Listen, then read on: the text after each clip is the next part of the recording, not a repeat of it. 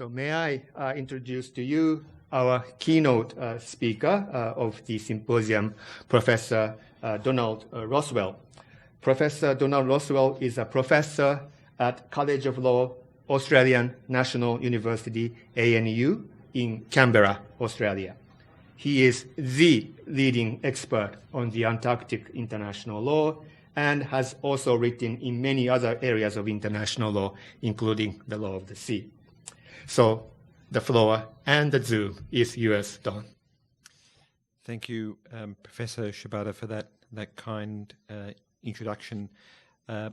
Colleagues, both here in Kobe and in various parts of the world, good afternoon, good morning, and good evening, wherever you may be. Can I just commence by extending my thanks to Professor Shibata and the PCRC in extending the invitation for me to come and speak with you today.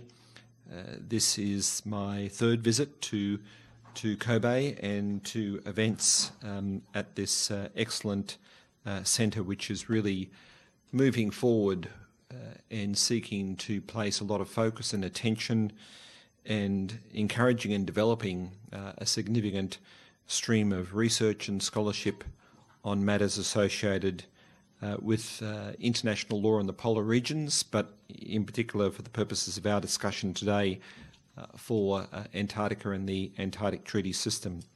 So congratulations, Professor Shibata, to you and your colleagues for the success in advancing that very important research agenda. And as you say, the significance of this event in the lead up to Japan hosting an Antarctic Treaty Consultative meeting needs to be acknowledged.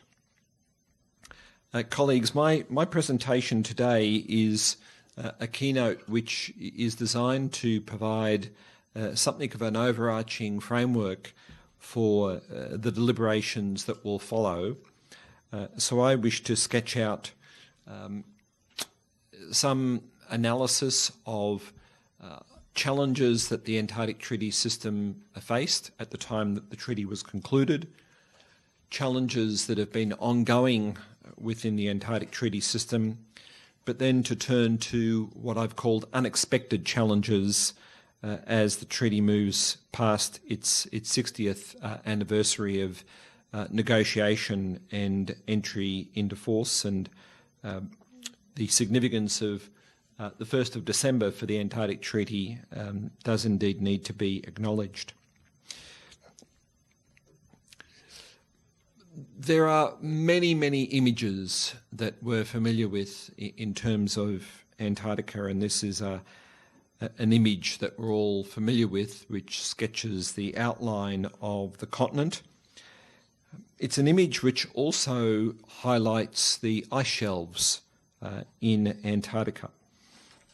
And we may well wish to reflect on whether or not that image of Antarctica covered by ice shelves is changing.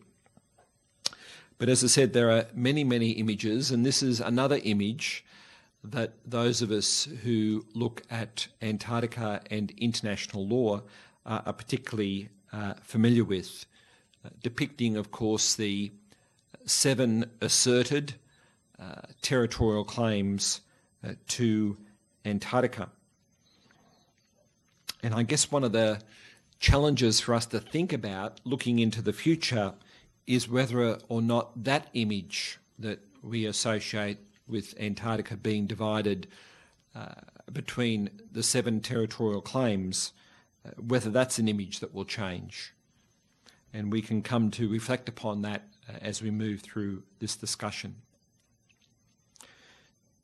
Now, this is a symbolic image, I would suggest to you, of Antarctica, reflecting events that go back into the early 20th century just by the name that's given to this base at the South Pole, the Amundsen Scott Base, celebrating the exploits of a Norwegian and a British explorer and their companions in seeking to reach the goal of being the first to the South Pole. But irrespective of the name, there are other aspects of that image that remind us of the Antarctic Treaty.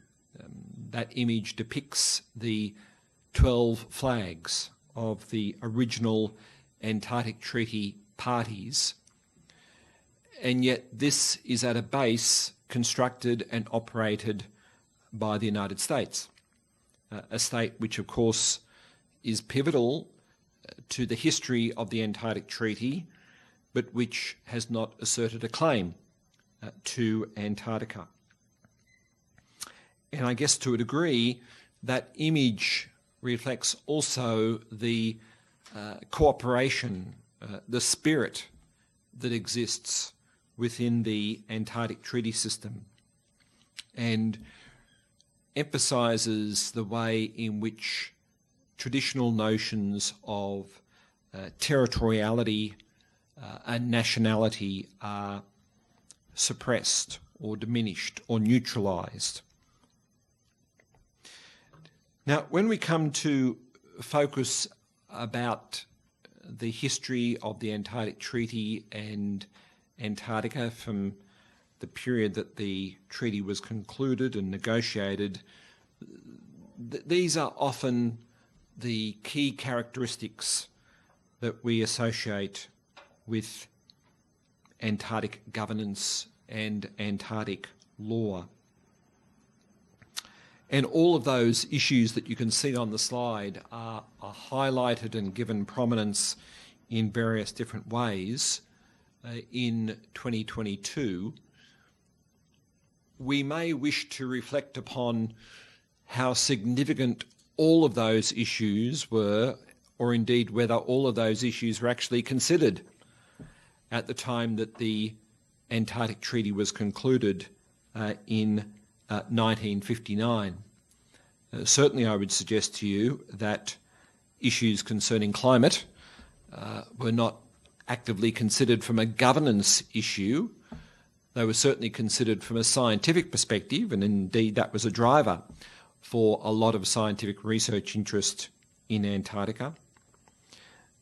But we also know that there was very little attention given to environmental issues in the provisions of the 1959 Antarctic Treaty, and yet both climate and environmental issues have grown in significant prominence in recent decades.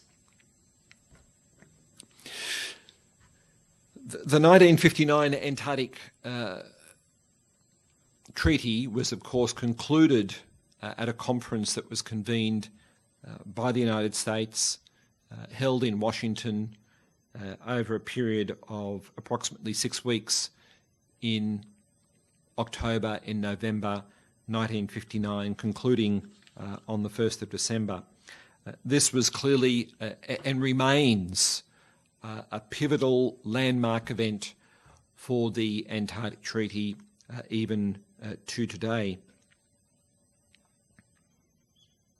Now, we'll spend a little bit of time talking about the consequences of this conference, but we might want to reflect on some questions that picture throws up.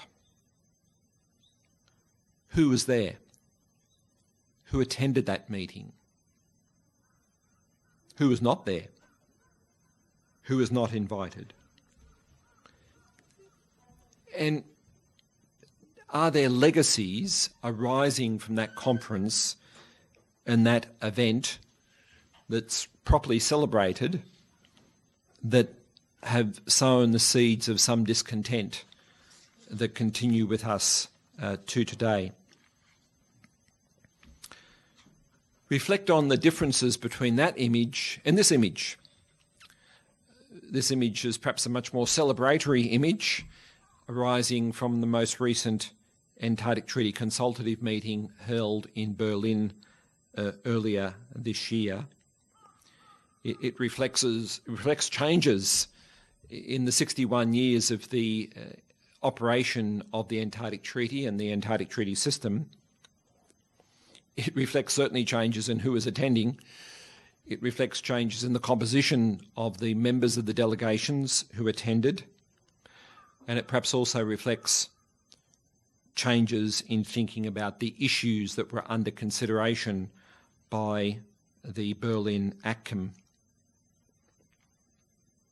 It's also interesting to reflect upon the fact that the members of the Berlin ACCM decided that this official photograph would be accompanied by images of penguins, which in a way brings everyone back to the importance of why Antarctic governance and the proper and appropriate governance of Antarctica is critical for those states who are parties to the Antarctic Treaty.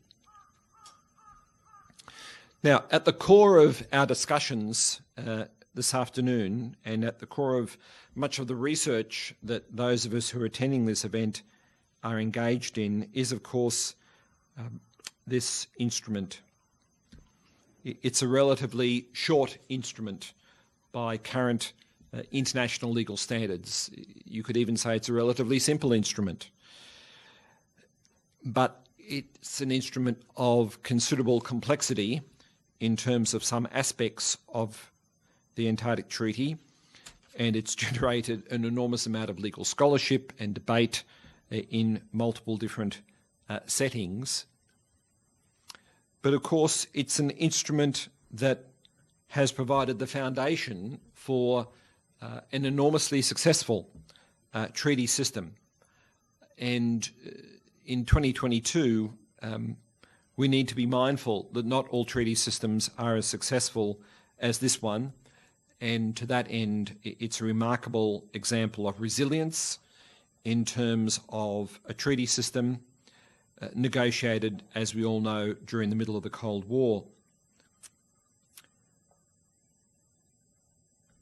Just think about some of these critical dates here in terms of conclusion, entry into force, the first Antarctic Treaty Consultative Meeting being held in Canberra in Australia, from where I'm located. And think about the original composition of the treaty, that being the original 12 parties, and remarkably Poland acceding and becoming a party to the treaty and effectively becoming an original party. And as we know, there are currently 54 state parties. And I want to return to some discussion about the level of engagement with the Antarctic Treaty. So recall that number 54 as we move through this consideration today. I'm not going to, for the purposes of this discussion, work through the multiple articles in the treaty. I've already emphasised how relatively short the treaty is, but these are some of the core provisions that we're all familiar with, which are integral to the original success of the treaty, which were integral to the treaty even being negotiated, and which are integral to the treaty's ongoing success and operation today. And I'll just focus then on two aspects of that. I would suggest to you that in the 1950s, in 1959, in 1961, and today in 2022, two of the absolute core pillars of the Antarctic Treaty were the promotion of science and the way in which the treaty sought to resolve territorial claims. And so the promotion and the advance of scientific research in multiple different forms conducted throughout the Antarctic continent and in the adjoining Southern Ocean was absolutely fundamental to a driver as to how the Antarctic Treaty was concluded, bearing in mind the initiatives arising from the International Geophysical Year, which saw the Washington Conference conclude the treaty. And indeed, the science in Antarctica has evolved and changed over a period of time, and we know that today that critical focus on climate change is really important in terms of how many states see their Antarctic scientific engagement, and indeed how the world, how the international community values Antarctic science. Those of you with a keen eye, though, will reflect upon that image and see some other dimensions of how we might view Antarctica. The significant branding in that image of the NSF suggests perhaps there's something else going on here in addition to science. And so that, I think, brings us to this issue of sovereignty and territoriality in Antarctica, which was another pivotal foundation upon which the treaty was concluded. This image here shows a depiction of the territorial claims asserted on behalf of Australia by Douglas Mawson and other Australians, which formally laid the ground for the eventual assertion of the claim to the Australian Antarctic Territory, a claim that was effectively ceded by the United Kingdom. This, of course, was an act which predated the treaty, but notwithstanding the treaty's provisions on territoriality and sovereignty contained within Article 4, we can point to multiple examples of where there is evidence of territoriality and sovereignty being asserted in various different ways throughout the Antarctic Treaty.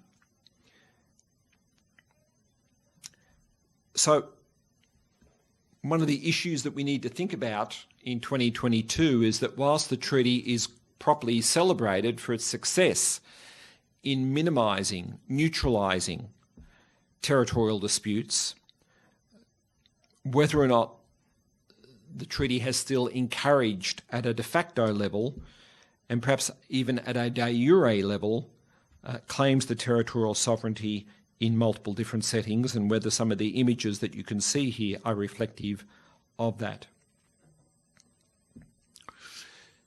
Now, I want to come back to this issue of membership of the Antarctic Treaty, and this is one way in which we can break down the membership of the treaty.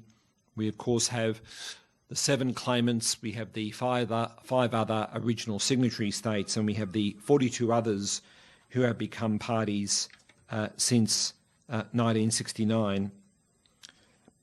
And I want to return to get us to think about that snapshot as to who are the Antarctic Treaty parties and perhaps who are not the Antarctic Treaty parties.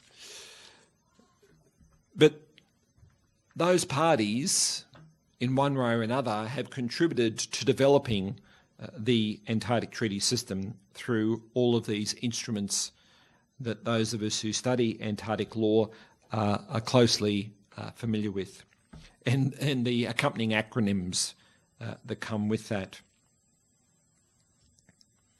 And beforehand, I mentioned the significance of science and sovereignty to the Antarctic Treaty, but this image here suggests that there's something more. Suggests that the environment and environmental resource management has increasingly become another pillar in the Antarctic Treaty System. So we know that we have a very extensive, a very diverse, a very solid treaty system, which is rightly celebrated for all of those dimensions. But how robust is the Antarctic Treaty System? It's a relatively old treaty by global international standards, and how capable is it of responding to unexpected challenges? And so this treaty party snapshot, to my mind, raises some concerns. The membership of the treaty has been relatively stable for the last few years. The breakdown of the membership of the treaty is significant because it includes all of the permanent 5 members of the Antarctic Treaty. And it also includes 17 of the G20 members. But how many of those states are from the Global South? Also, consider the number of state parties to the Antarctic Treaty compared to the World Heritage Convention, which has 194 state parties, the Convention on Biological Diversity, which has 196 state parties, and the Law of the Sea Convention, which has 168 state parties, and yet there's no limitation on states seeking to accede to the Antarctic Treaty. The treaty over its lifetime has dealt with a range of challenges, and by and large it's dealt with those quite successfully, though in its own distinctive way. The challenges arising from the Falklands War in 1982 were addressed because the hostilities between the United Kingdom and Argentina took place adjacent to the Antarctic Treaty area, but to the north of the Antarctic Treaty area. And so the Belgrano, which was the most significant military encounter adjacent to the Antarctic Treaty, was lost in the Southern Ocean, but in an area north of 60 degrees south. And so notwithstanding the fact that this was an incident and hostilities between two founding Antarctic Treaty members, the treaty system seemed to be able to respond to that challenge. We also are well aware of the potential disruption within the treaty as a result of the debates in the 1980s about the future of the Antarctic Treaty and the governance of the Antarctic Treaty system, and significant debates within the United Nations General Assembly.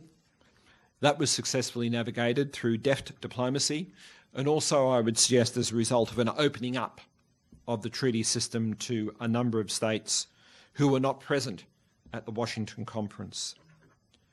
The issues of mining were actively debated and discussed during the 1980s, and there was a strong momentum towards the conclusion of a minerals regime, and indeed a minerals regime was negotiated, but that was quickly abandoned in an absolutely remarkable about-turn by major core founding Antarctic Treaty parties, and the consequence, of course, being the adoption of the Madrid Protocol. The treaty parties have faced in multiple different settings the challenges and the consequences of IUU fishing. That has been addressed at an institutional level, at a bilateral level, and at a national level in terms of various states working individually and cooperatively to seek to tackle this issue throughout parts of the Southern Ocean. Environmental activism has also challenged the conduct of certain parties in the Antarctic Treaty, and certainly in the Southern Ocean, but it did not threaten institutionally the treaty system, and ultimately these issues were dealt with predominantly at a bilateral or individual national level. Even whaling in the Antarctic could have perhaps been a significant fracture in the relation between two original Antarctic Treaty parties, and the fact that this matter was eventually addressed by the principal judicial organ of the United Nations is somewhat remarkable, but critically, this did not impact or impair or rupture the core relations of states within the treaty system, or I would suggest to you the core relations between Australia and Japan. Tourism has, of course, been an ongoing challenge which has been gradually increasing over recent decades. A range of responses have been adopted by the treaty system, the ATCMs, and individual states. And whilst this is a phenomenon that will continue to grow and develop, predominantly one can say that there are management mechanisms and processes at a policy level and at a legal level to try to place controls and constraints around Antarctic tourism. The issue of China and China's activities in Antarctica have become a recent focus for spotlight and attention.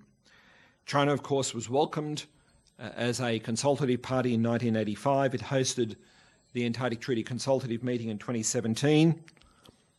So China has been well and truly integrated into the Antarctic Treaty System and arguably is a major player within the Antarctic Treaty System.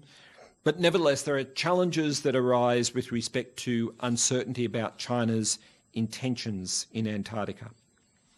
And then finally, a new challenge, which certainly was not anticipated when the treaty was concluded, is the consequences of ice melt. The impacts of climate change are now self-evident globally and certainly in Antarctica. And I guess one of the challenges to think about here is that how can the Antarctic Treaty System respond? Is there a sense of ATS stewardship on these particular matters? So, Chair, I'm going to take 5 minutes to just conclude by looking at unexpected challenges, which I think are some of the key points for our deliberations today. Well, one of the unexpected challenges, which was probably unexpected to everyone in this forum, were the events of early 2020.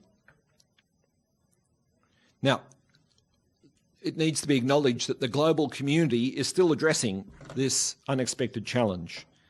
There is still a global pandemic raging around the world, and we should not be complacent about that. Remarkably, Antarctica, to a degree, was isolated from the pandemic, but eventually COVID-19 cases found their way into Antarctica. And institutionally, of course, a very difficult issue for the Antarctic Treaty System to address. Much of the responsibility rests with individual state parties in terms of how they conduct and manage their scientific research stations and bases, but it does highlight the fragility of life in and on Antarctica. And to that end, we need to recall that one of the drivers for a certain aspect of the Madrid Protocol was the elimination of the introduction of disease into Antarctica. In the case of the protocol, animal-borne disease. But COVID has reminded us that there are other possible threats that can exist. And indeed, we should not overlook the fact that for many of the original explorers to the Antarctic continent in the early part of the 20th century, disease on those expeditions was something to be addressed and warded off. Regretfully, this is clearly a challenge that no one in the Antarctic Treaty System, and indeed many members of the international community, would not have envisaged. I've already spoken about the potential impact of the events of 1982, and yet the treaty system seemed to be able to survive a major conflict between two of the original treaty parties, two claimant states to the treaty. It may well be that they were able to survive that because the Falklands conflict was a short, sharp, albeit still bloody conflict, which certainly had repercussions for UK-Argentine relations for many decades to follow. But clearly the war in Ukraine has political, geopolitical and legal consequences which will remain ongoing, not only within the treaty system, but for the whole international community for many years to come. And I would suggest to you that these events highlight one of the core challenges for us as international lawyers and for those interested in international law, and that is challenges to the rules-based international order. At face value, and even in the absence of a judgment from the International Court of Justice, it would seem that there is very compelling evidence of significant violations of international law having occurred as a result of the Russian invasion of Ukraine and the ongoing conduct of armed hostilities in Ukraine. What does that say about the rules-based order upon which the treaty system is founded? Sea level rise is clearly an unexpected challenge, and to a degree there are Antarctic implications arising from that, because every time an ice shelf breaks away, every time a massive iceberg emerges in the Southern Ocean, the global spotlight is placed on Antarctica. And that is seen to have ramifications and consequences for many states around the world, including small island states such as Tuvalu, who have sought to plead their case in various international fora. So, Chair, I have 2 slides to conclude, and this comes back very much to core international legal issues. We should not recall that embedded within the Antarctic Treaty is a provision for a review conference, and I've reproduced here Article 12 of the Convention of the Treaty quite intentionally. And the issue I want to raise is whether or not there is the potential for a review conference to be called. In my view, a review conference potentially could be called tomorrow, and that would be entirely consistent with an interpretation of Article 12 of the treaty. Now, whether or not a state would seek to do that is another matter altogether. Obviously, that would be a significant political decision. But we have passed the 30-year review period time, and Article 12 therefore remains open. And of course, one of the consequences of an Article 12 review conference is potentially withdrawal from the treaty by states who are dissatisfied with the outcome of a potential review conference. But in addition to this mechanism, it needs to always be recalled, and that's why this image of President Trump is included here. It needs to always be recalled that states have options to withdraw from treaties that they may have been a party to for a very long period of time. States will act in the national interest, and from time to time they do unilaterally withdraw from treaties. So we should not be complacent about the strength, the uniqueness, and how robust the treaty system is, because it could all turn on a dime, to use a phrase, if we see some states decide to abandon the treaty and to look at other options. Thank you, Chair.